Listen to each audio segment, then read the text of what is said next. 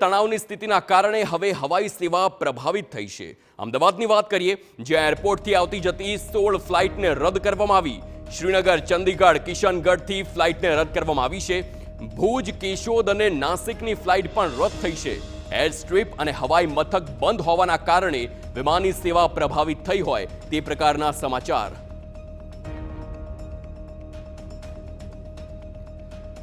તો જે પ્રમાણે હાલ સમાચાર સામે આવી રહ્યા છે, અમદાવાદથી આવતી અને જતી 16 ફ્લાઇટ તે પ્રભાવિત થઈ છે। ખાસ કરીને ભારત અને પાકિસ્તાન વચ્ચે સ્થિતિ તણાવભરી છે અને તેમાં પણ કોઈ અનિચ્છનીય ઘટના ન બને તેને ધ્યાનમાં રાખીને અમદાવાદ એરપોર્ટ પરથી આવતી અને જતી 16 ફ્લાઇટ રદ થઈ છે।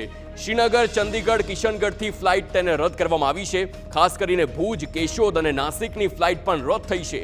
એર સ્ટ્રીપ અને હવાઈ મથક બંધ હોવાના કારણે વિમાની સેવા પ્રભાવિત થઈ છે। સંવાદદાતા રોનક વર્મા ફોનલાઈન પર છે। રોનક, કુલ 16 ફ્લાઇટ જે અમદાવાદથી આવતી અને જતી હતી તેને હવે પ્રભાવિત થઈ છે, વધુ વિગતો?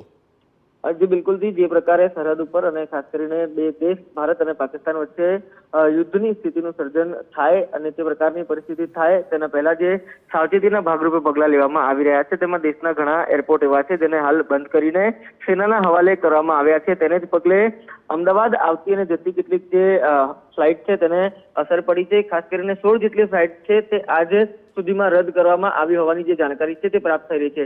ખાસ કરીને શ્રીનગર, ચંડીગઢ, કિશનગઢ આ ઉપરાંત ગુજરાત રાજ્યની વાત કરવામાં આવે તો ભુજ અને કેશોદ આવતી જતી જે ફ્લાઇટ છે તે રદ કરવામાં આવી છે। આ ઉપરાંત નાસિક જતી એક ફ્લાઇટ છે તેને પણ રદ કરવામાં આવી હોવાના જે વિગતો છે તે પ્રાપ્ત થઈ રહી છે। ખાસ કરીને ગઈકાલે પણ જ્યારે એક તંગદિલી ભર્યો માહોલ હતો ત્યારે 7 જેટલી ફ્લાઇટ છે તે રદ કરવામાં આવી હતી, ત્યારે આજે કુલ 16 જેટલી જે જતી આવતી ફ્લાઇટ છે તેને રદ કરવામાં આવી છે।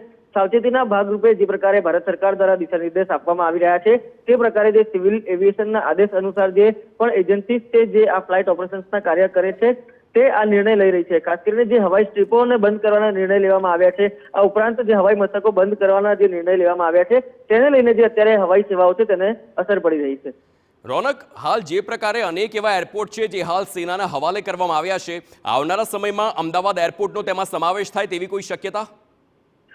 જી બિલકુલ જી, જે પ્રકારે હાલાત જે દર કલાકે બદલાઈ રહ્યા છે, ખાસ કરીને જે ડિફેન્સ મિનિસ્ટ્રી છે આ ઉપરાંત જે ગૃહ મંત્રાલય છે તે વિગતવાર જે આદેશો છે તે આપતું રહે છે। સ્વાભાવિક રીતે કેટલાક ઓપરેશન એવા હોય છે જેને ગુપ્ત રાખવાની જરૂર હોય છે, તેમાંનું એરપોર્ટ ઓપરેશન એક એવા હોય છે જેને અત્યંત ગુપ્ત ઓપરેશન છે તે પણ માનવામાં આવે છે। એટલે કે આ પ્રકારના નિર્ણય જ્યારે પણ લેવામાં આવે છે તેની ખાસ ગુપ્તતા જળવાય તેનું પણ જે એક માપદંડ છે તેનું ધ્યાન રાખવામાં આવતું હોય છે। ત્યારે અત્યારે જે પણ એરપોર્ટ બંધ કરવામાં આવ્યા છે તેને અંતિમ ઘડીએ જાણ કરવામાં આવી છે, પરંતુ દેશનો જે આગામી પ્લાન શું છે, સેનાનો આગામી પ્લાન શું છે તેને ખાસ કરીને ગુપ્તતા જળવાય, દુશ્મન દેશ આ કોઈ પણ હવાલાને લઈને કોઈ પણ એક્શન ન લે તેની પણ એક ખાસ ધ્યાન રાખવામાં આવતું હોય છે। એટલે કે જે પણ નિર્ણય લેવાય તે અંતિમ ઘડી સુધી ગુપ્ત રાખવામાં આવશે અને જો આવો કોઈ નિર્ણય લેવાશે તો તેને સત્તાવાર રીતે જાણકારી છે તે આપવામાં આવશે। બિલકુલ બિલકુલ રોનક, સમગ્ર માહિતી બદલ આભાર। તો હાલ 16 જેટલી ફ્લાઇટ છે તેને રદ કરવામાં આવી છે। ખાસ કરીને અનેક એવા એરપોર્ટ જે હાલ સેનાને હવાલે કરવામાં આવ્યા છે અને તે એરપોર્ટ બંધ હોવાના કારણે અમદાવાદ આવતી અને જતી 16 ફ્લાઇટ જેને હાલ રદ કરવામાં આવી છે।